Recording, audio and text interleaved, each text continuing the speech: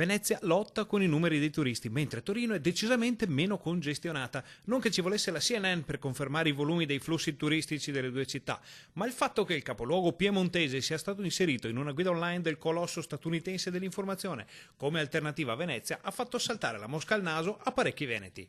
Il consiglio è arrivato via web in una lista di 20 città europee fuori dalle rotte del grande turismo internazionale. Per capire qualcosa di più siamo andati a Venezia per sentire dai diretti destinatari del consiglio della CNN cosa ne pensano. Sentite cosa ci hanno risposto. La CNN ha appena detto che Venezia è troppo affollata e consiglia ai turisti stranieri di andare a Torino. Voi fareste cambio? No, assolutamente. Secondo me non è troppo affollata, oggi abbiamo fatto una bella passeggiata e ci siamo mossi tranquillamente.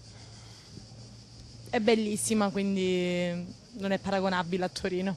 Per quello che mi riguarda, nella breve visita che ho fatto, tanta folla non l'ho trovata, anche perché forse mi sono spostato sulle isole, quindi c'era maggiore possibilità di passeggiare senza trovare ostacoli.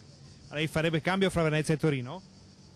No, Venezia è al di sopra, per carità, non c'è paragone.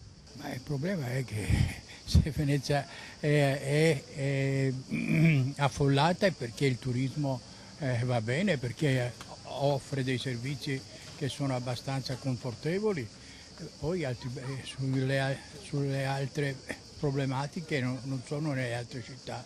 Mi sto godendo questa mattina a Venezia. Sicuramente ci sono alcune zone di Venezia congestionate, dipende ovviamente dall'afflusso di turisti.